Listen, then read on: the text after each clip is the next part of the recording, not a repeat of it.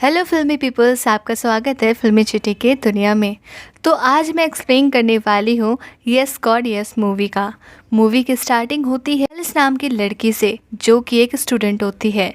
वो जिस स्कूल में पढ़ाई कर रही होती है वहाँ पर रूल्स एंड रेगुलेशंस काफ़ी ज़्यादा स्ट्रिक्ट होते हैं। एलिस का नेचर थोड़ा शाई होता है, हम कह सकते हैं कि वो इनोसेंट लड़की होती है। एक दिन स्कूल में सेक्स एजुकेशन की क्लास चल रही होती है, तो वहीं पर फादर मर्फी को दिखाया जाता है, जो कि एक सेक्स एजुकेशन के टीचर हैं। वो क्लास में सारे बच्चों को पढ़ा रहे होते हैं कि शादी से पहले संभोग करना गलत है और पाप है। अगर शादी से पहले संभोग किया तो गॉड नाराज़ हो जाते हैं। तभी एक लड़का पूछता है, सर क्या मास्टरबेशन करना सही है? तो मर्फी कहता है, क्या उससे बच्चे पैदा कर सकते हो?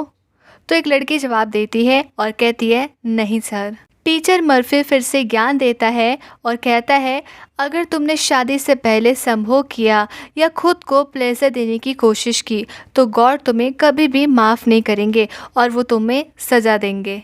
और यहीं पर क्लास ख़त्म हो जाती है। उसके बाद अगला सीन दिखाया जाता है, जहाँ पर एलिस की बेस्ट फ्रेंड नोरा उसके पास आती है और कहती है, ये स्कूल कितना बेकार है, यहाँ पर कितने गंदे रूल्स हैं, मैं यहाँ पर नहीं पढ़ सकती। फिर एलिस पूछती है, क्या तुम्हें पता है मास्टरबेशन करना गलत है? तो नोरा कहती है, हाँ मुझे पता है, और तुम जो टाइटैनिक का सीन रिपीट करके बार बार देखती हो, क्या वो गलत नहीं है? तो एलिसा कहती है, हाँ मुझे पता है, लेकिन मैं संभोग के बारे में अच्छे से जानना चाहती हूँ, इसलिए मैं वो सीन रिपीट करके देखती हूँ। इसके बाद एलिस अपने घर चली जाती है और अपने कंप्यूटर के सामने बैठती है और AOL नाम के सोशल मीडिया पर अपने दोस्तों से वार्तालाप करती है।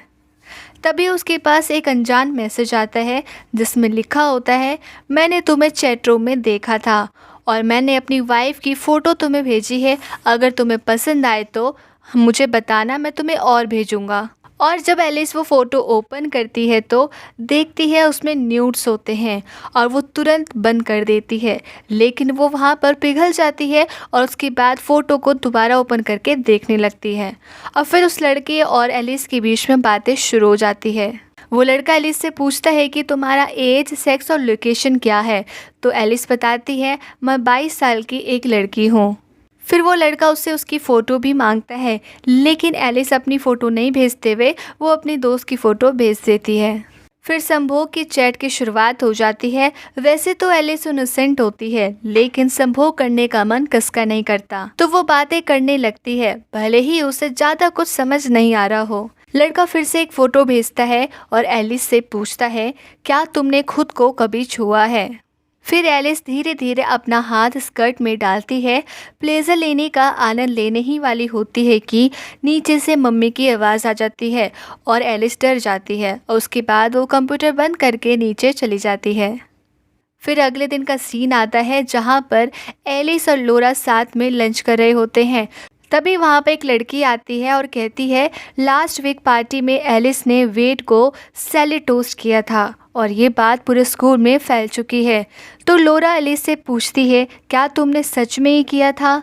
तो एलिस कहती है, मुझे तो इसका मतलब ही नहीं पता। फिर वो लड़की कहती है, मेरे को ग्रैंको इंस्टीट्यूट जाना बहुत पसंद है, तो मैं वहाँ पर जा रही हूँ, और वो वहाँ से चली जाती है। फिर एलिस आइसक्रीम का कवर निकाल कर चाटने लगती है, तो सब लड़के वहाँ पर बैठ के देखते हैं और हंसने लग जाते हैं, तो वहाँ से नाराज़ होकर के चली जाती है।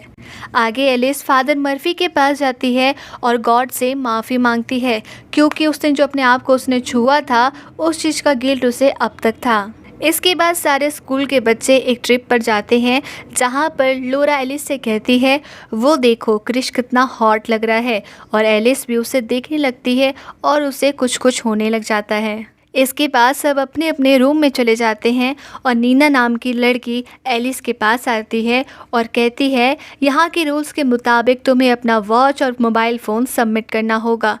तो एलिस अपना मोबाइल फ़ोन नहीं देती, वो झूठ बोल देती है कि उसके पास फ़ोन नहीं है, लेकिन वो अपना वॉच दे देती है। फिर एलिस हॉल में जाती है जहां उसे पता चलता है कि उन्हें छोटे छोटे ग्रुप में बांटा गया है और एलिस के ग्रुप का लीडर होता है क्रिश, जिसे देख करके वो बहुत ही ज़्यादा खुश हो जाती है। आगे उनके टीचर उनको बताते हैं कि तुम्हें गॉड यहाँ पर लेकर के आए हैं और तुम यहाँ पर जो भी एक्सपीरियंस करोगे वो तुम्हें आगे जा कर के बहुत काम आएगा। उसके बाद वो टीचर सभी बच्चों को एक पेपर देते हैं और कहते हैं कि इसमें अपनी सारी फीलिंग्स लिखो। फिर रात हो जाती है, सब अपने रूम में जाते हैं तो एलिस रात को अपना फ़ोन यूज़ कर रही होती है। तभी उसे कुछ फील होता है और अपने फ़ोन को वाइब्रेशन पे रख करके अपने पैरों के बीच दबा देती है और प्लेजर की दुनिया में खो जाती है। और एक दिन नीना को एलिस के फ़ोन के बारे में पता चल जाता है तो वो अच्छी बच्ची बनकर टीचर को शिकायत कर देती है और टीचर उसे कहते हैं मैं तुम्हें माफ़ कर दूंगा लेकिन तुम्हें गॉड कभी भी माफ़ नहीं करेंगे, इसलिए तुम्हें पनिशमेंट ज़रूर मिलेगी। तो उसे साफ़ सफाई का पनिशमेंट दे देते हैं। और आगे वेड एलिस के पास आता है और कहता है तुम्हारे मेरे अफवाह फैलने की वजह से मेरी गर्लफ्रेंड के साथ ब्रेकअप हो गया है। तब एलिस कहती है मुझे तो इसका मतलब भी नहीं पता था, तो मेरी कोई गलती नहीं है। एलिस फिर सफाई में लग जाती है। तभी नीना को वो देखती है किसी लड़के के साथ इंटीमेट हो रही थी। तो ये बात एलिस अपने फ्रेंड को बताती है लेकिन वो यकीन नहीं करती क्योंकि उसे लगता है एलिस नीना से बदला लेना चाहती है और वो फिर से सफाई में लग जाती है। तभी उसके टीचर रूम में आ जाते हैं और कंप्यूटर पर बैठ जाते हैं तो एलिस छुप जाती है। वो देखती है कि टीचर एडल्ट मूवी देख रहे होते हैं और अपने पैंट में हाथ डाल करके प्लेजर ले रहे होते हैं। ये देख करके एलिस रोने लग जाती है और वहाँ से परेशान होकर के बाहर चली जाती है। आगे हम देखते हैं कि क्रिस उससे मिलने आता है और जब वो साथ बैठे होते हैं तो एलिस खुद को रोक नहीं पाती और क्रिस को किस कर देती है, पर क्रिस वहाँ से भाग जाता है क्योंकि वो बहुत ही ज़्यादा डरपोक होता है।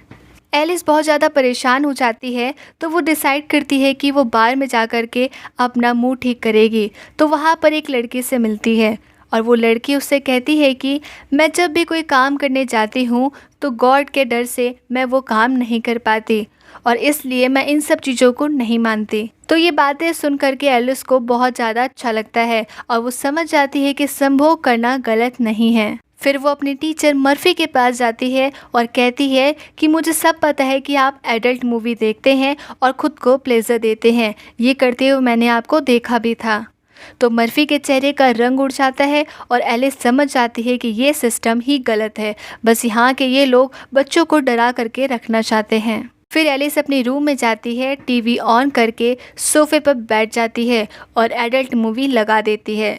फिर वो खुद से कहती है मैं कुछ तो मिस कर रही हूँ।